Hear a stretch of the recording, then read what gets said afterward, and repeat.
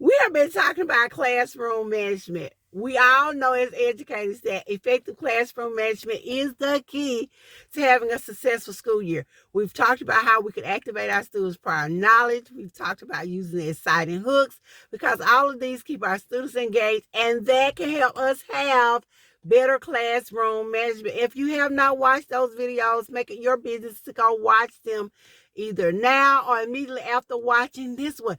But in this video, we're going to talk about how we can use storytelling to keep our students engaged and therefore keep them better behaved in our class. I'm not going to waste your time. We're going to get right into this video. It has been shown that we remember things that are connected to a story much more than we remember things that are not. So storytelling is the key, or one of the keys at least, to getting your students to better remember the information in which you are giving them. Why are stories so important? Now, why do we remember stories so well? Stories connect us.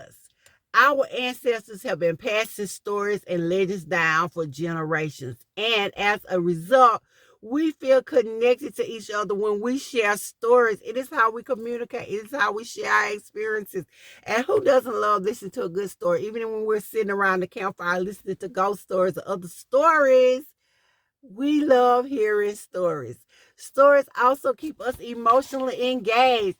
Tell me, you haven't been listening to a story or reading a book and got so excited that you felt like you were actually there with the characters yourself. You know you have, because I have too. So we want to make sure we have a good emotional, stories create a good emotional connection between.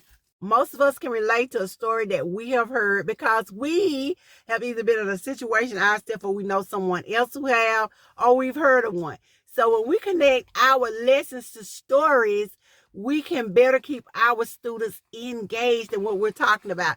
I shared on another video that one of my friend teachers was teaching, and this is a math teacher. She was teaching a lesson and she connected it to a story. And I promise you, the kids were excited to hear it. They got all involved, and the kids remembered it better. I remembered it better, and I was just in there observing.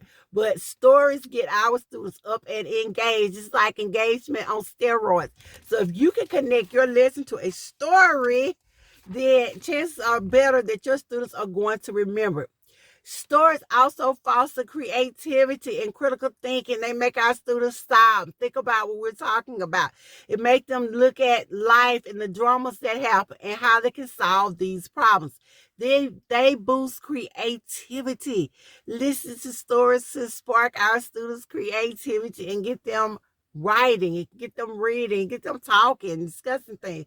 They can also build empathy for our characters, or empathy for whatever is going on. And there are a lot of ways in which you can use storytelling. You can use storytelling to build background information, activate their prior knowledge. You can create compelling characters. These are all ways in which you can use stories in your classroom. You can use them to introduce conflict and conflict resolution. You can talk about dialogue. You can incorporate multisensory elements in learning, such as visual aids, such as sounds and scents. And I love visual aids. So that's one of the things I like to do, is put something on the Prometheum. I like to create those little story and movie reels. I also like scents. So a lot of times you come into my room and you are going to smell some scented candles. And if you want to know what my favorites are, I will try my best to link them in the description below. But you can use stories to do all these things to activate your students' prior knowledge.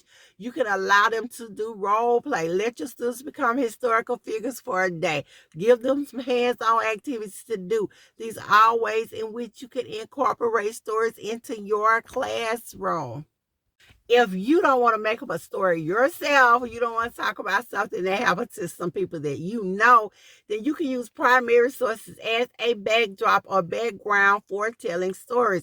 These include diaries, these include letters, these include documents from the past, historical things. You can always take your students on a virtual field trip and tell them stories about what happened. So these are all ways in which you can incorporate stories into your classroom to keep your students engaged, to ensure that you have better classroom management. Thank you guys for watching. Be sure to go check out those other videos, and I'll see you in the next one.